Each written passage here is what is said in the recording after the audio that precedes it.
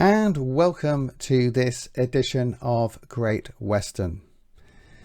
This time it is more when the boat comes in, but I have to say this is probably going to be my final video in some while about this amazing show. In this edition I would like to explore 5 key characters of the British 1970s TV drama When the Boat Comes In. We will look into the lives of Sergeant Jack Ford, Jessie Seaton, Matt Headley, Sir Horatio Manners and Dr. Billy Seaton. So thank you for joining me, and let us begin with Jack Ford. In the performance of his life, James Bolam, the famous 70s and 80s TV character actor, brings to the screen and to life Jack Ford. Jack Ford was sergeant in the Royal Northumberland Fusiliers and saw action in several key battles of World War I. He then volunteered for the North Russia Expeditionary Force, based in Murmansk and working for military intelligence. He refers to this time as the best education a man could ask for, referring probably to his growing understanding of human nature and what makes people tick, and his own ambitions to become something more than what he currently was. Murmansk becomes a source of intrigue and gossip throughout the show. A typical hero figure, Jack Ford appears to have no family and describes himself as an orphan. Any family are dead, but few details are given, even way back in Series 1 when the characters are being given their backstories. Stylistically, this frees Jack from commitments and means that he can freely take risks, which adds an awful lot of drama to the show. At home on Tyneside and presumably in Gallowshield itself, he is a working man, a labourer, and he becomes a fitter. A fitter being a type of skilled engineer who works in heavy engineering and other industries, and he probably takes up this role prior to World War I. He has an important motto in life that comes from his time as a sergeant in the army, and it's this: to destroy enemies and to preserve his own men. When the Boat Comes In shows us how Jack adopts this philosophy into civilian life, or Civvy Street. Jack has been described as having his eye on the main chance, and he is devoted to getting on: riches, power, authority. This is a key theme of the show. He even hangs on to secret Russian money obtained in Murmansk when he is on strike with the Fitters Union, and he and his wife are on starvation union wages. Jack is loyal to his friends, most of all Corporal Matt Headley, with whom he served in the war. But he also befriends a key family in the show, the Seaton family, and he meets them through their daughter, schoolteacher Jessie Seaton. And this all happens in the first episode, but he meets Father Bill, his wife Bella, and Jessie's brother Tom, and there is also young Dr. Billy Seaton as well. Tom Seaton is an important character in the show, although I wouldn't argue that he is a key character, and he and Jack have a good friendship.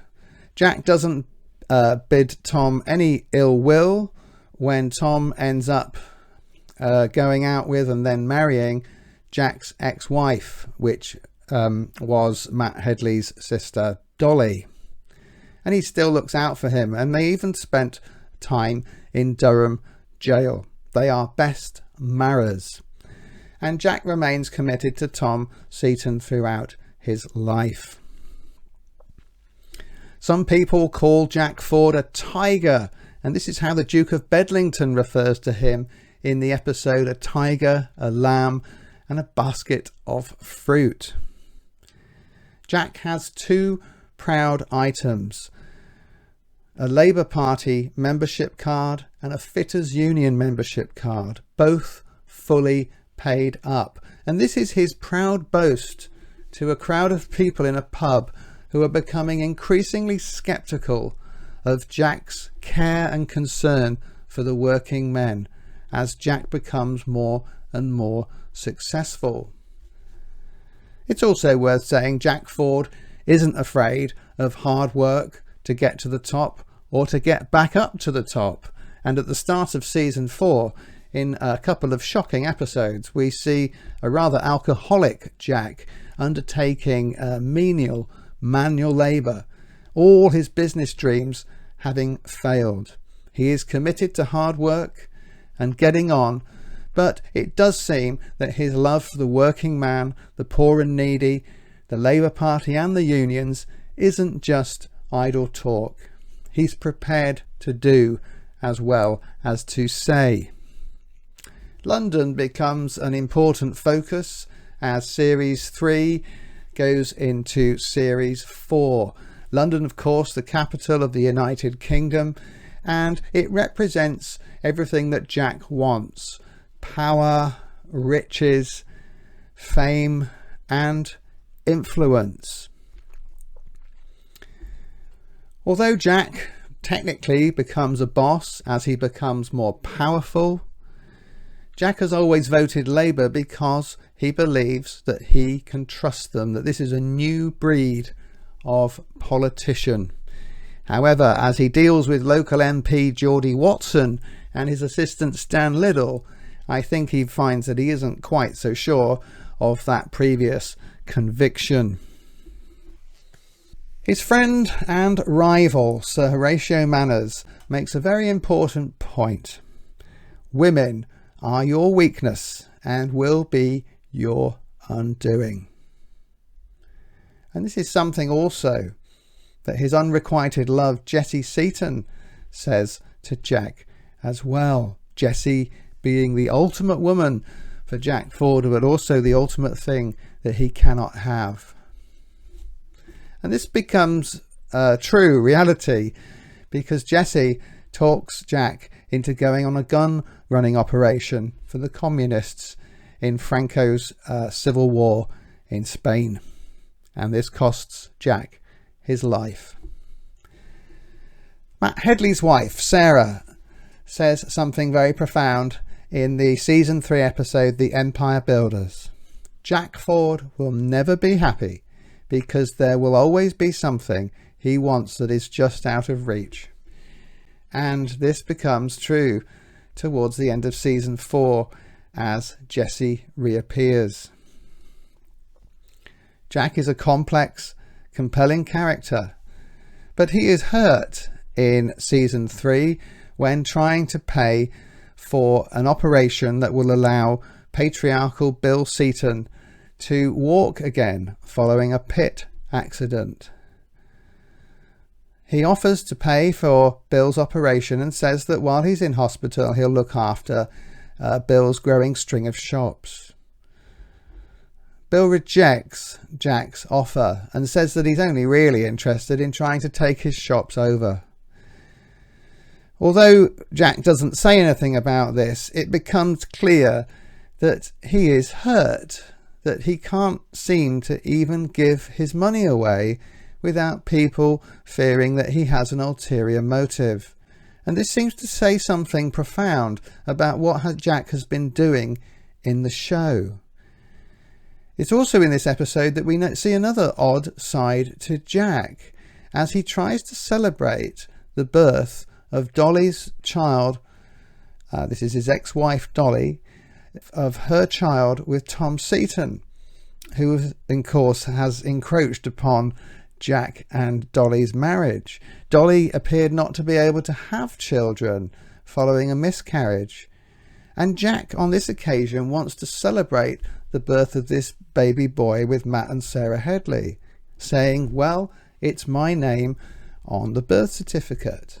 And this is because the divorce to Dolly hasn't gone through yet. Sarah Headley gives Jack short shrift about this and says, look, it's not even your baby. Why are you celebrating it? Jack's inability to have children just seems to emphasize this whole aspect of him being a loner, an outsider, and an orphan. When Jack finally dies, you sense that only a few people who really know him are going to shed that many tears. Will Dolly shed a lot of tears for Jack? Possibly not.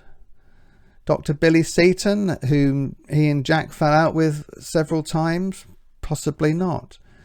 But also, as you look back over everything that Jack achieves in the show, you also sense that should his body be presumably brought home to Gallows Shield, people would line the streets in his honour. The workers and the union members of Gallows Shield will turn out to give Jack a fitting send-off. These people could see the good that he had done, but it seems that those who got close to him and knew him best perhaps were rather sceptical about the depth of his friendship. So of course Jack Ford is a crucial character in When the Boat Comes In. He is regarded as clever, cunning, manipulative and far-sighted. He knows what he wants and he isn't afraid to pull a few strokes. But the paradox of Jack Ford and the whole show is that this self-made man is desperately loyal to his friends. He does care and he is generous to the poor and needy. It just seems that his reputation seems to overshadow the genuineness of how other people perceive that friendship, particularly those who get to know him well. Jack Ford is the key character in When the Boat Comes In. If James Bolam hadn't played Jack Ford, and if Jack Ford wasn't even part of the show, it is hard to imagine the impact that this show had on British television. And testimony to that is, out of some 40 episodes of the show, only maybe 3 or 4 episodes do not feature Jack Ford. We now turn our attention to Jessie Seaton. This is another key character in the show, acting as Jack's unrequited love, and she is with him at his death. Second only to her younger brother Billy in learning, she trains to become a primary school teacher at the local school, a role she is engaged with when Jack Ford enters her life during a chance encounter at the local cinema. Jessie is a very principled person and very committed to socialism. She is an early feminist who, when unable to marry Jack Ford, marries stuffy headmaster Arthur Ashton, who is arguably far more inclined to keep his women at home tending to their children than Jack might be. While courting Jack Ford, though, Jessie seems to sometimes keep Jack waiting longer than necessary for marriage, much to the consternation of Bella, her mother, who quite obviously loves Jack herself in some way. And Bella can see that Jack Ford is somebody who is going places. Bella realises, Jessie doesn't seem to, that Jack Ford is not a man who's going to stand still. And Bella is very worried about this hesitation. Jessie should just get on and marry Jack. The hesitation is never clearly explained, but it proves fatal to their relationship. By chance, Jack meets best friend Matt Headley's widowed sister Dolly, and they sleep together. And he gets her pregnant, which in those days forced them to marry. When Jack tells Jessie, she pretends not to care, only breaking down in tears after Jack leaves. Despite her intensity, Jessie is a vulnerable person underneath. Following this great betrayal, and it is later inferred that betrayal is the one thing that Jessie cannot tolerate, her marriage to Arthur Ashton quickly becomes a straitjacket, and Jack Ford appears in her life regularly. Sometimes Jessie engineers these encounters, sometimes Jack, and sometimes it's just an inevitable part of being part of the labour movement in Galashield. Jessie is inclined to passionate outbursts and intense questioning and accusations. And the show frequently gives us glimpses of Jessie's conflicted nature with regard to Jack. She loves him, she probably always will, but is deeply uncomfortable with Jack going up in the world and becoming a boss. At the start of season 3, Jessie has no option but to move to Kent, where Arthur is offered a top job as a schoolmaster at a public school. Before she leaves, she and Jack have an intense and somewhat passionate encounter on the beach at Galashield, where they first spent time together some years before. However, beholden to her principles and typical of Jessie, she doesn't let it get too far. Whether she realises it or not, at the end of the show's run, we realise that Jessie's trajectory has been upwards too, mixing with high society in London, a life she could have had if she'd married Jack Ford, not Arthur. Jessie is somewhat blind to her own hypocrisy in regard to her standing in the world, thinking of herself as a champion of the poor and downtrodden, but never seeming to accept how far she has gone up in the world, despite becoming not just a committed socialist, but a communist. Interesting fact, perhaps you know this, Jessie is superbly played by Susan Jameson, who is and still remains James Bolam's real-life wife. This injects extra tension and realism into the scenes where they are interacting. Jessie is in the entirety of seasons 1 and 2, half of season 3, and appears right at the end of season 4. As season 4 continues, you think, are we really going to see Jessie again? I hope we do. Surely we will. Surely we will. And you do. And this is the importance of her character.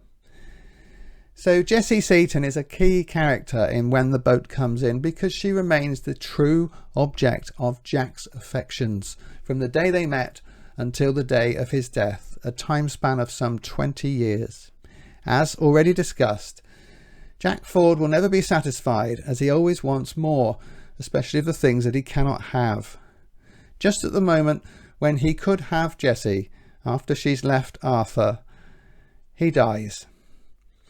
But Jessie is probably already beyond reconciliation with Jack due to her very firm communist views. But who knows? The third key character in the show is Matt Headley. He is Jack Ford's corporal in the final years of World War I.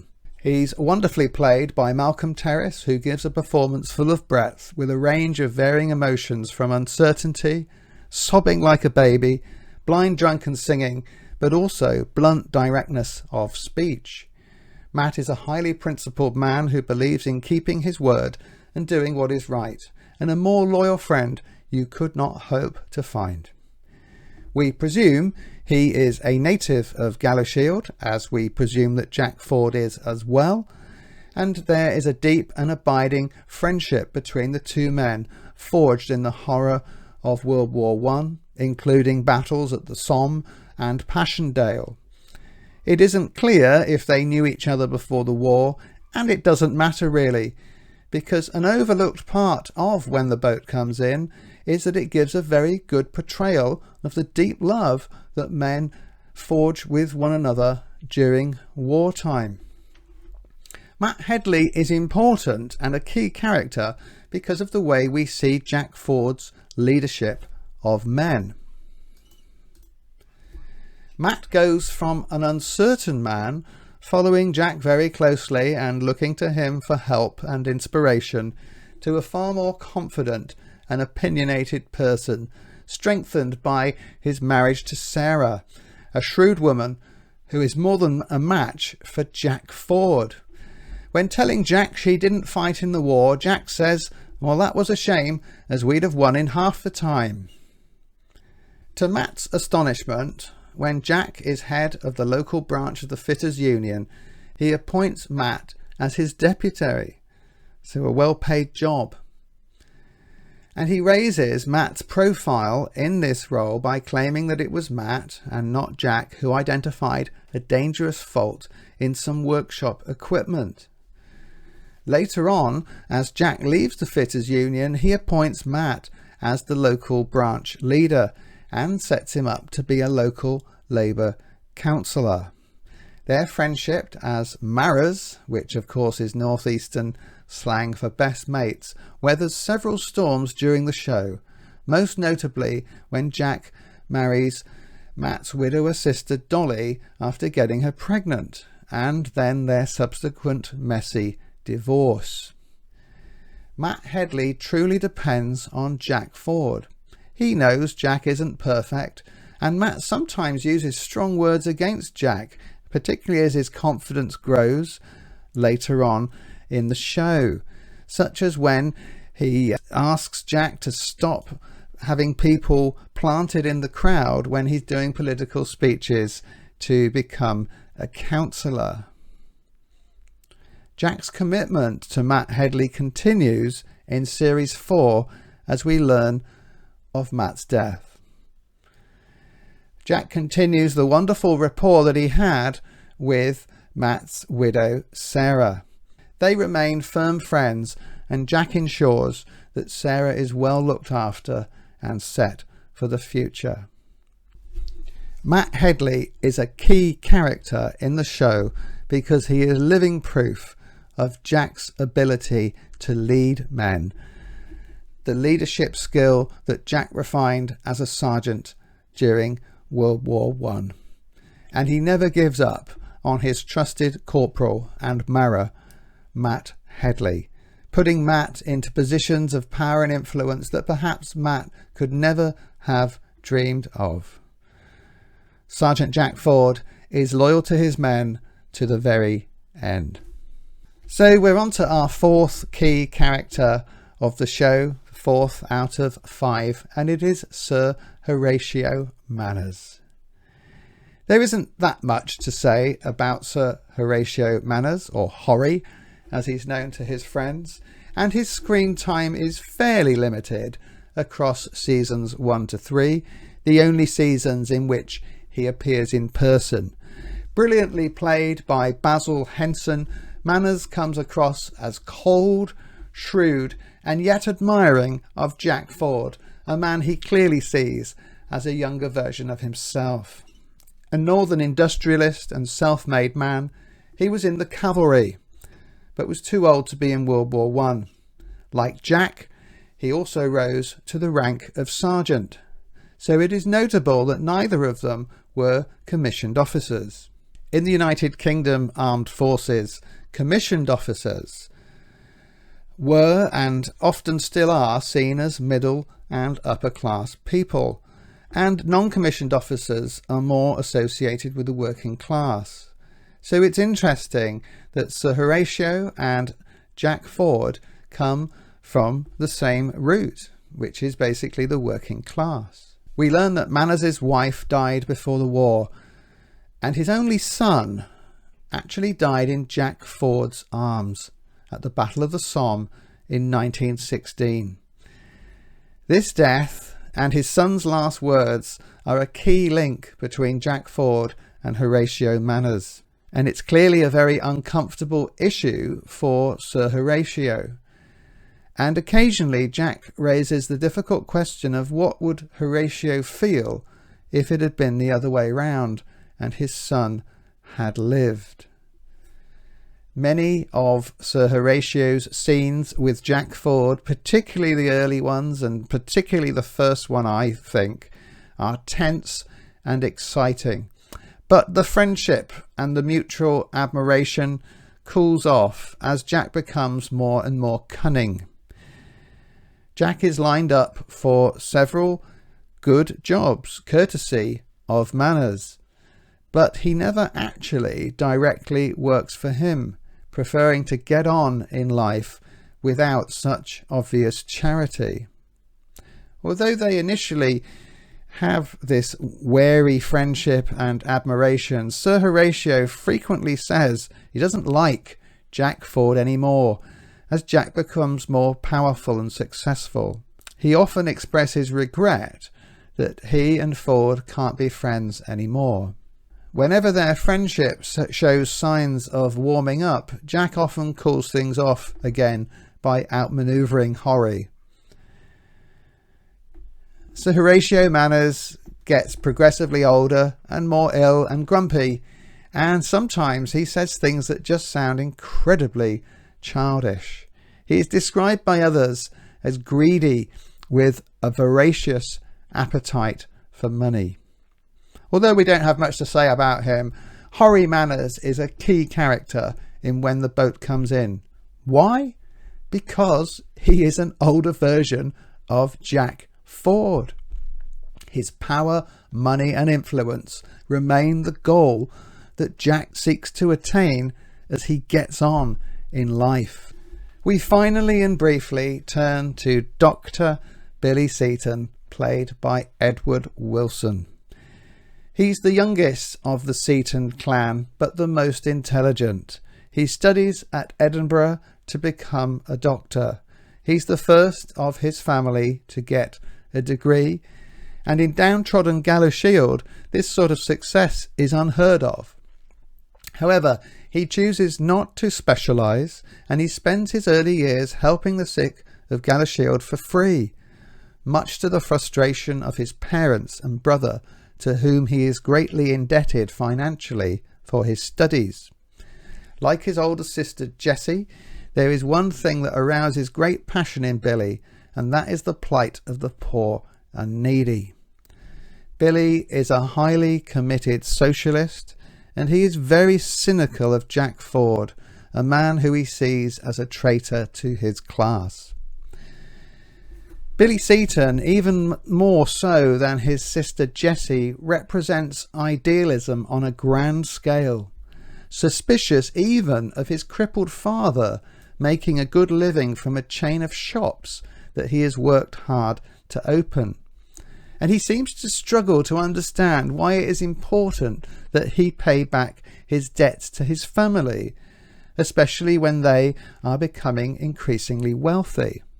Anything or anyone who stands in his way of helping the poor are often exposed to his withering scorn. He begins to dislike Jack Ford intensely when Jack buys the derelict slum building at Wellesley Street, which is being used as a free clinic by Billy and the late Dr. Stoker. Despite this dislike, Billy still can't bring himself to fully dislike Jack, as he can see that Jack is good to Billy's parents and his brother Tom and his sister Jessie. Off-screen, Jack and Billy appear to have little to do with each other from the mid-1920s to the mid-1930s, when their paths cross again in London. By this time, Billy is a successful, wealthy doctor, but also, like his sister Jessie, a committed communist. And, like Jessie, there seems to be a slight tension here between their material success and their professed beliefs. Perhaps Billy tells himself that success in his career gives him greater influence as a communist.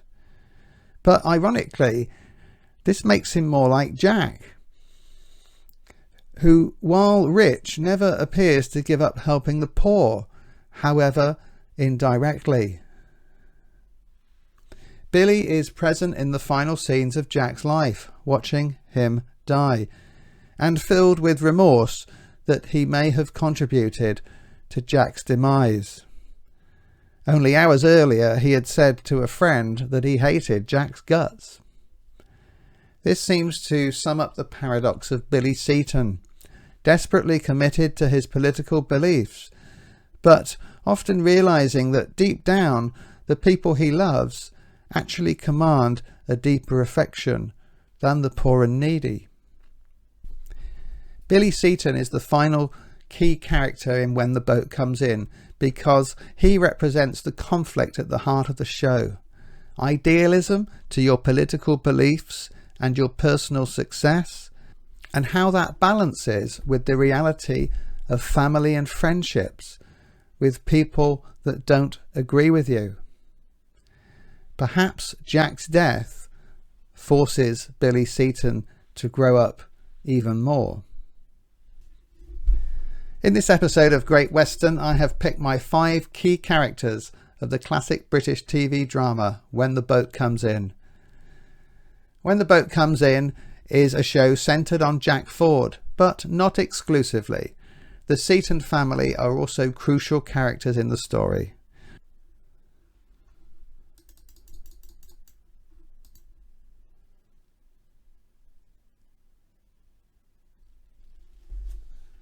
In this episode of Great Western, I have picked my 5 key characters of the classic British TV drama When the Boat Comes In. It's a show centred on Jack Ford, but not exclusively. The Seaton family are also crucial characters in the story. Although these were my top 5 or my key 5 players, other great performances in the show include the notably gruff, patriarchal head of the Seaton family, Bill, played by James Garbutt. And there's the loving but hard as nails Bella Seaton, Bill's wife, played by Jean Hayward, and their eldest child, the plodding but lovable Tom Seaton, played by John Nightingale. Finally, amongst a great cast is Dolly, played by Madeline Newton, wife to both Jack and Tom. These 4 major characters, plus a wide supporting cast, make the show what it remains today. Gritty period drama exploring human nature, romantic and family relationships. The budget may be non-existent, but the performances are surely some of the best on British television. Thanks for watching this, and if you'd like to hear more about When the Boat Comes In, and you haven't seen them already, please check out my Appreciation Trilogy covering seasons 1 to 3 and season 4 here on this channel. Take care now, and thank you for watching Great Western.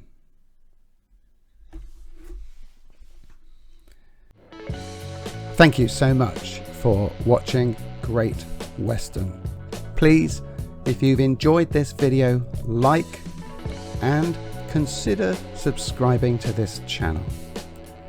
Your likes and subscription will encourage me and help build this brand and open up more of my insights into the world of music, television, tech, and more. Thank you for watching.